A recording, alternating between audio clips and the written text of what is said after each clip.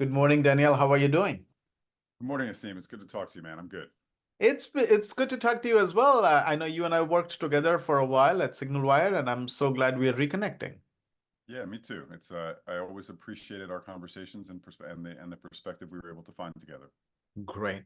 Hey, so I know you and I have already talked about this, but let's just quickly recap what we're going to talk about today. I know we're going to talk about the impact of AI in sales. Where's your head at on all of this, Daniel? That's a big question. I'm really working through my own thinking about how AI, the potential of AI to really shift not just how people do their work, but how entire organizations are designed, and certainly how entire team structures are designed. Right. And I don't have clarity on that, but I think it's safe to say, and I don't think this is a controversial.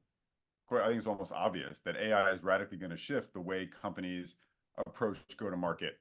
And I think it's actually likely to transform how we think about roles and the workflows. And I think, whether role comes first or workflow comes first is a question. But I think there is a high probability that the entire way, at least sales and marketing organizations are structured and the kind of roles that people have and even their self-conception is going to have to evolve to map to the kinds of things that AI is likely to make possible over the next 1 to 5 years. I personally find that AI is, I'm of the belief that AI is a profoundly disrupting technology. It is, other people, smarter, more well-informed people have said it's the equivalent of electricity for our age. And I think we are just starting to scratch the surface of what AI means for every role in a company, including sales and go-to-market. And I'm excited to explore that with you here. Yeah, that really resonates. And I've thought about this to an extent. And again, I don't want to go too far off track here, but the notion that like AI is this step change, I think is true. And I think of it as like the synthesis of the information age rather than like this is the new industrial age. It's more like the industrial revolution culminates in the entire redesign of cities and the shift from everything that happens like after 1940 isn't this giant break or 1945. It's this evolution of or synthesis of everything that had happened in the last since like 1860, give or take. Not those Yeah. aren't exact dates. And I think of AI as like the full expression of the internet and computer age. Yeah. So with similar implications and potentially on a much tighter time frame. Yeah, I tend to think of the same thing. I know a lot of companies are raising a lot of capital these days to, quote unquote, rethink and reimagine the role of the SDR in the world of Mm. AI. I think a lot of that will happen, but I know you've been thinking about this quite a bit, and I think don't let me put words in your mouth, but I think from what I recall, you think this is a much more profound impact in go-to-market. Isn't that right? I think it's possible. Like at this phase of my life, I like to not make forward-looking, um, forward-looking. I don't like to predict the future with a lot of confidence. This is one of those where it's a lot, but I do think it's highly likely that the SDR role is going to be one of the first that people are trying to automate. And I think it's not just that we want to automate SDR, is that is a natural, to quote Chris Dixon, thin edge of the wedge into a much larger set of workflows.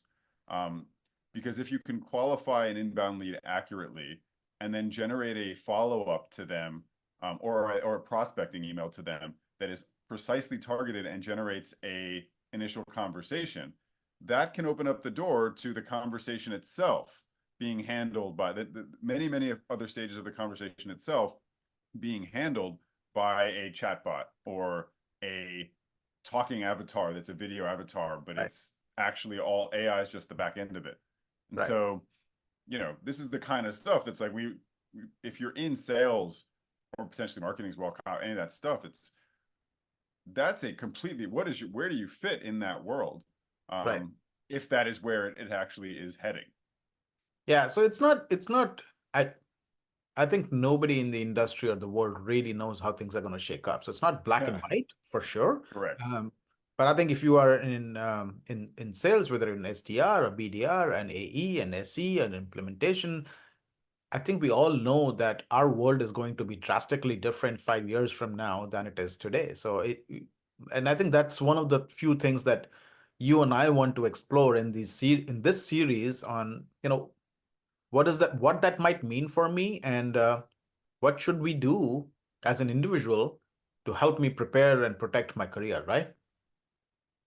Yeah, I think that is one of the central questions, or evolve it, or even involve my conception of my identity or my professional role, or Right. one's, right? Yeah. And yeah, I think that's a great place to start. I think this is going to be a fun series of conversations, Danielle. Maybe we should talk a little bit about ourselves and introduce ourselves. I don't know if you'd like to go first.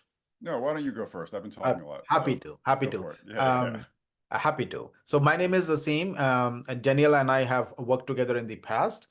These days, I'm working on a startup called Amelino, where we are using artificial intelligence to help accelerate sales teams.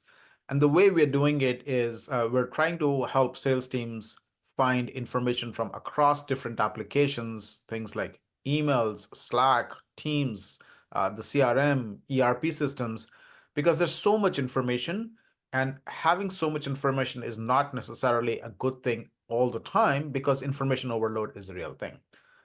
My own background is I worked at SignalWire with Daniel in the past. And before that, I spent a bunch of time at a company called Barracuda Networks. And before that, I was an engineer and a developer at Veritas. So that's kind of that's been my journey, and yeah. Yeah, my name is Daniel Kaplan, and my background is in product marketing. And I started my career in that at Salesforce when Salesforce was still relatively small to where it is now. It's about 5,000 people. And that was my transition from long form magazine journalism was a product marketing role at Salesforce. And from there, I was the first product marketer at Twilio and the first marketer at Asana. And then I started my own product marketing consultancy. And at this point in my career, I'm really interested in applying, I've been exploring the concept of fractals and systems of systems and how that scales from the individual to the entire collective and potentially beyond. And this cosmic view, and how do I integrate that into what I already do? And so what I'm doing now is developing a fractal, quote unquote, um, product marketing framework that's designed for early stage to Series B startups that are building breakthrough technologies. And it's specifically designed to map to this AI driven or AI accelerated go to market. And while I'm still figuring out exactly what that what that looks like in terms of a product or a service, um, I've got this foundational framework for how do you map an entire market landscape at a very granular level, so you can actually see it at a high level. And this ties back to a conversation you had recently with one of your colleagues or former colleagues or peers. Um, and yeah, so that's where I'm at right now. I think that's great. So Daniel and I decided to kind of explore the impact of artificial intelligence in the world of sales and go to market using a framework that's commonly known as the Heroes framework. Now, not that it was designed for sales specifically, but I think we both find it lends a lens that's very appropriate for exploring the topic that we're exploring. I don't know, Daniel, maybe would you kindly give us a 1 minute, 2 minute overview of what the hero's journey is, and why we decided to pick this? This is a big topic, so I don't want to pretend I'm the expert on it. But at the basic level, the hero's journey is a thesis that Joseph Campbell really articulated clearly. And I think Carl Jung highlighted it originally, and Joseph Campbell was like, this is actually universal across cultures.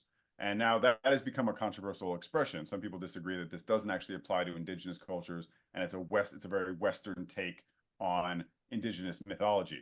But Joseph Campbell, at the very least, did a lot of research and came to the conclusion that this was a meta myth. He called it a meta myth. It is a narrative structure that you can find in the mythology of literally every single culture on Earth. That was his claim, and it starts with and there's many different levels to that. And again, I can very deep in this, but it is a journey from the known world into the unknown world that involves dealing with a lot of uncertainty, challenges, fears, obstacles, often resulting in some kind of death or transformative experience, and then coming back with the lessons of that death or transformative experience.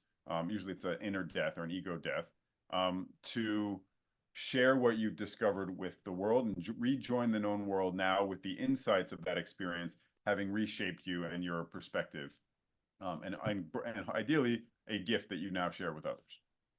So, but that's a very good description, Daniel, as always. Why does this apply to the world of sales and AI? Like, help us connect the dots here. Yeah, great question. So on many levels, right? I think the hero's journey itself is one of the, I'm exploring this idea of like fractal concepts and fractals in general, but how they have many, many, many layers to it. So on the one hand, the basic narrative structure of a well-written case study, going back to the beginning of B2B case studies, is some form of the hero's journey, right? There's this presenting problem.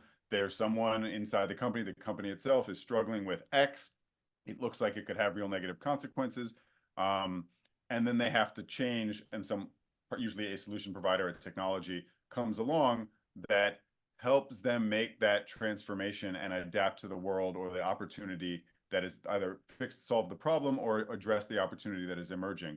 And usually that Right. involves some kind of process of transformation at the organizational level. So that's one layer to it. And that's the basic case study format, right? In some sense. And then there is also the fact that AI is a fundamental change in the way we do everything. And I think everyone that is involved in any kind of role that will be impacted or shifted by AI-driven workflows or AI in general has to do their own hero's journey to rediscover where they actually fit, and maybe upgrade their own inner world so that they have a lot to offer in this emerging paradigm. For lack of, these are all big words and there's a lot to unpack there, but maybe in the future. The way I see it is that, AI is really, a catalyst that acts as both the mysterious stranger as well as the guide. And Mm, if we take that lens, we as salespeople, and by the way, I believe all of us are in sales, right? Uh, mm, if we take that lens, then AI is both a helper and not a threat. I think that's a more helpful and a constructive worldview than mm-hmm. treating AI as this, a doom and gloom kind of thing. Because then if you take the Completely. doom and gloom approach, then there's really like a paralysis sets in, and they're like, oh my God, Mm, our world's coming to an end.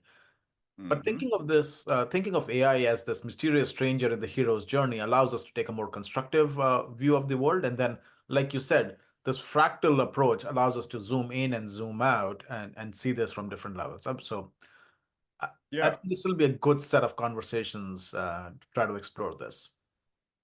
Yeah, I really and again, like I think it's what you said. It's AI is not this demon, right? It's this thing. It is this, and at every level, like the customer can become the hero, right? There can be an external hero and there can be an internal hero, and I think that's part of the lens that I want to explore. Yeah. So this is going to be a good set of conversations. We're going to do this over the next few weeks. Next week, I believe, Daniel, and keep me honest here, we're going to talk a little bit more about, the fractal of the hero's journey and who is the hero and AI is the hero and not the hero. What does that mean and things like that. Any more color you would like to add for what we want to talk about for next week? Yeah, I think we're really going to look at like the details of that fractal where the customer themselves, the customer's organization or the champion of the product could be the hero with the sales rep as the mysterious stranger coming along at the right moment with the guidance. Then there is also the sales rep as their own hero in the journey, um, with AI as the helper to help with this transition from the current world into the emerging one. And then the entire org structure of an organization, of a company, as the hero that needs to transform with AI workflows and this whole new world of work, where is both the challenge and the guide, right? And that role is very fluid. Yeah, So I think there's a lot to explore in that over the next few weeks. cool. Well, I'm looking forward to it and working on this with you, Daniel. Really, really appreciate it. And I'm excited to do this as well with you, Asim. And I All really right, appreciate your perspective and clarity. great.